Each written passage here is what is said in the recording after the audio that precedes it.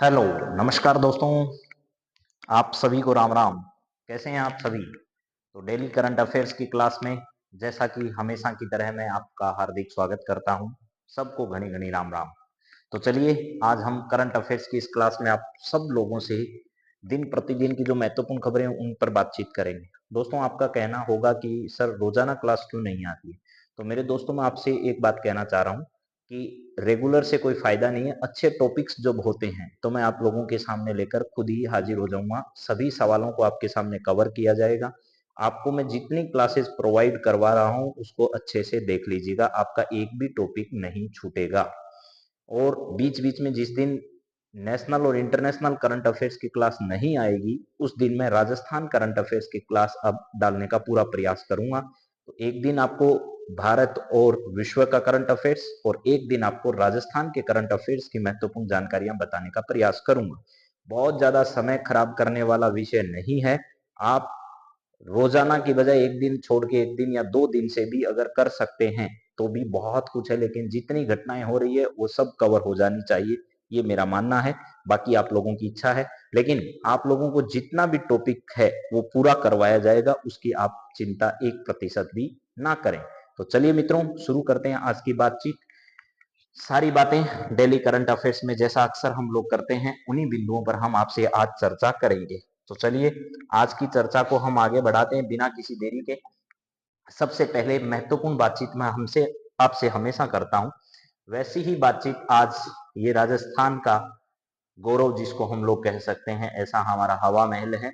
और मैंने लिखा है कि भंवर से लड़ो तुम, भंवर से लड़ो तुम, लहरों से उलझो तुम, भंवर से लड़ो तुम, लहरों से उलझो तुम, कहां तक चलोगे किनारे किनारे, समस्याओं से घबरा कर कब तक पीछे हटते जाओगे, एक न इस एक दिन इस आग के दरिया में आपको कूदना पड़ेगा, मेहनत की इस भट्टी में आपको जलना पड़ेगा, तब जाकर एक दिन असली मुकाम आपके हाथ लगेगा। तो देर किस बात की, चलिए शुरुआत करते हैं आज की हमारी महत्वपूर्ण क्लास की। आप सभी मित्रों के साथ उम्मीद करता हूं कि आप सभी अच्छे होंगे, बहुत ही स्वस्थ होंगे और तैयारी भी अच्छे से कर रहे होंगे। हाल ही के दिनों में एक खबर जो आई है उसको लेकर हम लोग पहले चर्चा करना शुरू करते हैं। चर्चा सर किस बिंदु से लेकर है और क्या करना है वो जरा देखिए। हाल ही में हड़प्पा स्थल जो है उसके बारे में बात करते हैं। हड़प्पा का एक स्थल है जिसका नाम क्या है, लोथल है। क्या है जी सर? लोथल है। लोथल पर आज तक की कई परीक्षाओं में सवाल अब तक पूछा जा चुका है। ठीक है। और अभी इसका उत्खनन के दौरान एक शोध छात्र जो है उसके मिट्टी में धंस जाने के कारण इसकी मृत्यु हो गई। यानी एक लोथल नामक जगह पर एक शोधार्थी जो है वो शोध कार्य कर रहे थे, उत्खनन का कार्य कर रहे थे, उस समय मिट्टी धंसने की वजह से उस छात्र की मृत्यु हो जाती है और ये लोथल स्थान एक बार फिर चर्चा में आ जाता है। चर्चा का विषय तो आपको बता दिया, लेकिन अब हमको इस लोथल के बारे में भी पता होना चाहिए कि ये लोथल स्थल है कहां पर। तो आपको पता है ये भारत का एक राज्य है जिसकी सीमा राजस्थान के साथ लगती है, वो आपका कौन सा है? गुजरात है। यहाँ गुजरात में क्या पड़ता है? लोथल। ये एक हड़प्पा सभ्यता के सबसे दक्षिणतम स्थलों में से एक है। किसका स्थल है ये? हड़प्पा सभ्यता का स्थल है, इस बारे में भी ध्यान रखिएगा। ठीक है, गुजरात के क्षेत्र के अंतर्गत ये पड़ता है। ऐसा माना जाता है कि इसका निर्माण 2200 ईसा पूर्व में हुआ था। इसका उत्खनन वर्ष 1954 में एस आर राव के द्वारा किया गया। कब? 1954 के अंदर किसके द्वारा? एस आर राव जो हैं उनके द्वारा इसका उत्खनन कार्य किया गया था। गुजराती में लोथल शब्द का अर्थ होता है मृतकों का टीला। ठीक है। सिंधी में मोहनजोदड़ो का भी यही अर्थ है। मोहनजोदड़ो का सिंधी भाषा में अर्थ है मृतकों का टीला और इसका गुजराती भाषा का अर्थ है मृतकों का टीला, लोथल का। यह विश्व का सबसे प्राचीन ज्ञात गोदीवाड़ा था। ठीक है, जो शहर को साबरमती नदी के प्राचीन मार्ग से क्या करती है? जोड़ती है। यानी साबरमती नदी के किनारे पर स्थित ये स्थान है। हड़प्पा सभ्यता का एकमात्र बंदरगाह जो शहर है वो भी कौन सा है? लोथल। जो लोथल है, गोदीवाड़ा का मतलब आपका यही है कि यह एक बंदरगाह स्थल है, ये प्राचीन समय का पोर्ट माना जा रहा है। इसके अलावा लोथल जो है इसको अप्रैल 2014 के अंदर, कब? 2014 में यूनेस्को विश्व धरोहर सूची के स्थलों के अंतर्गत भी इसे शामिल किया गया। लोथल एक राष्ट्रीय समुद्री विरासत परिसर भी है। यानी जिस प्रकार यूनेस्को के अंतर्गत आपको पता होगा सांस्कृतिक स्थल भी आते हैं, अमूर्त सांस्कृतिक धरोहर स्थल भी आते हैं, वैसे ही समुद्री विरासत स्थलों की सूची में भी इसका नाम जो है वो शामिल है। सुरकोटड़ा और धोलावीरा गुजरात के अन्य महत्वपूर्ण स्थान भी हैं।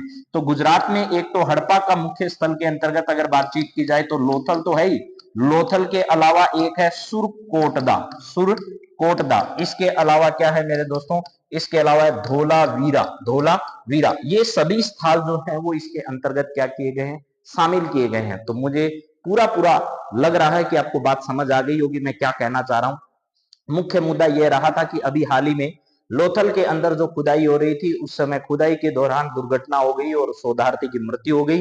तो इस लोथल स्थल के बारे में कोई सवाल आपसे पूछा जा सकता है। तो मैंने सारी बात बता दी है। CR राव के द्वारा यहाँ पर 1954 में उत्खनन कार्य किया गया और मृतकों का टीला है। मोहनजोदड़ो का भी यही अर्थ है। गोदीवाड़ा बंदरगाह शहर है, यूनेस्को विश्व धरोहर सूची में शामिल है।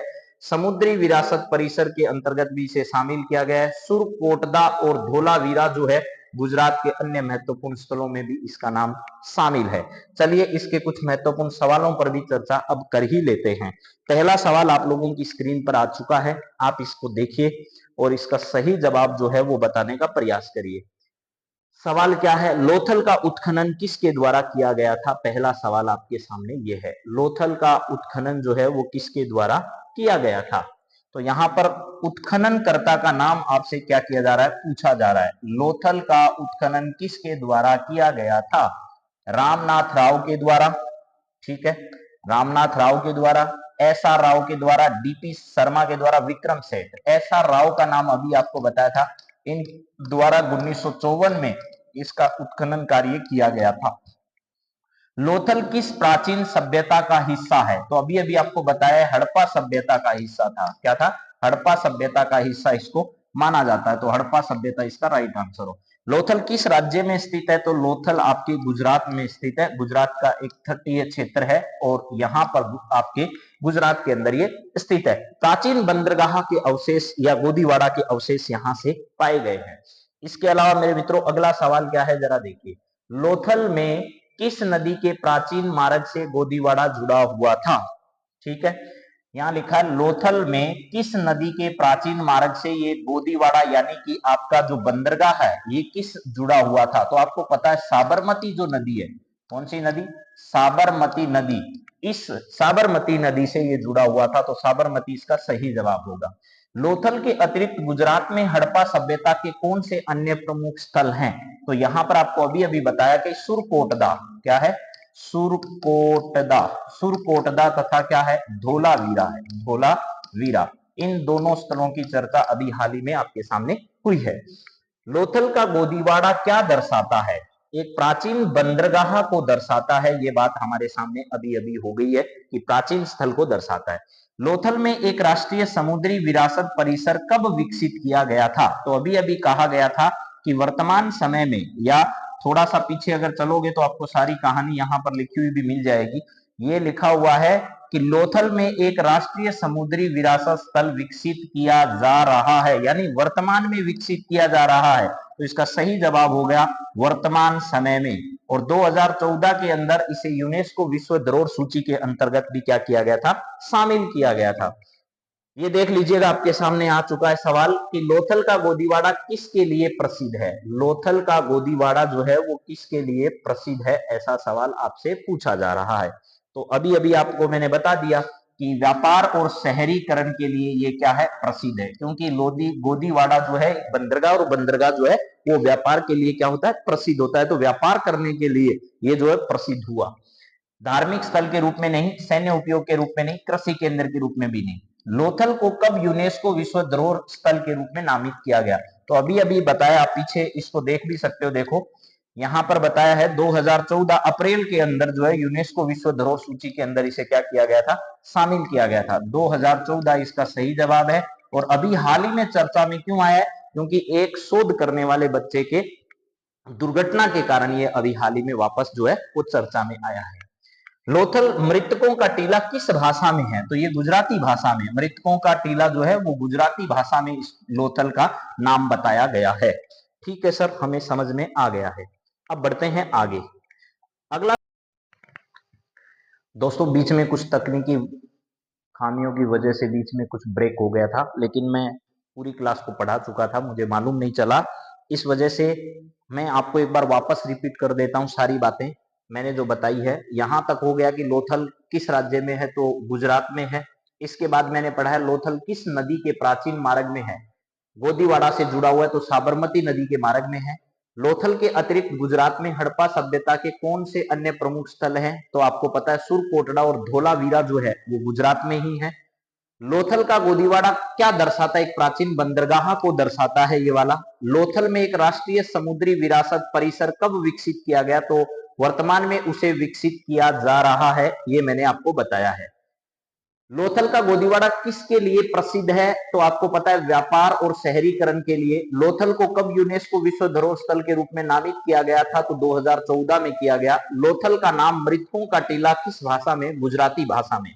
इसके बाद देखिए मैंने बताया नेटवर्क रेडीनेस इंडेक्स क्या है, भारत में डिजिटलाइजेशन की स्थिति क्या है, भारत में डिजिटलीकरण को कितना बढ़ावा दिया जा रहा है, इस बात को देखने के लिए भारत में इंटरनेट कनेक्टिविटी किस तरह की है, इसको ध्यान में रखते हुए नेटवर्क रेडीनेस इंडेक्स जो है वो जारी किया जाता है। 2024 में भारत ने 11 स्थान की छलांग लगा दी और 60 नंबर से लेकर के सीधे पहुंच गए 49 नंबर में।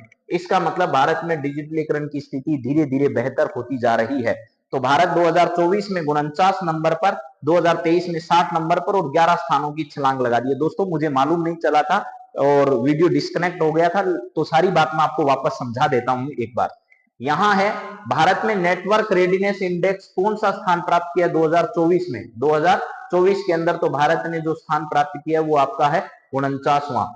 2023 में भारत का 60वां नंबर था। भारत ने एनआरआई 2024 में कितने पायदान ऊपर चढ़ा है, तो 11 स्थान का भारत को इसमें फायदा हुआ है। ठीक बात है।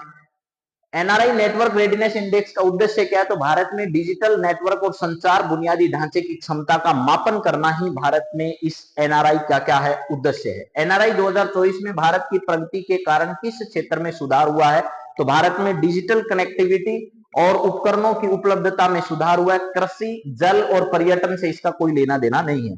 एनआरआई रैंकिंग में सुधार के पीछे मुख्य कारण यह रहा है कि भारत में इंटरनेट कनेक्टिविटी में क्या हुआ है, सुधार हुआ है। शैक्षिक सुधार नहीं, कृषि प्रगति नहीं, स्वास्थ्य देखभाल में सुधार नहीं शामिल है।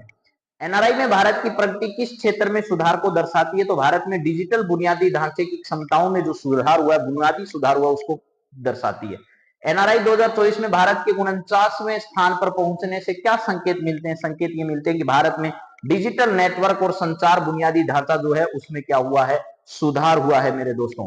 अब बात करते हैं आज मनाए जा रहे भारतीय नौसेना दिवस के बारे में। भारतीय नौसेना बहादुर सेनाओं में शामिल है और भारत और पाकिस्तान के बीच जो 1971 की लड़ाई हुई थी, उस 1971 की लड़ाई में भारत की जीत को दर्शाता है। और भारत के जो ऑपरेशन चलाए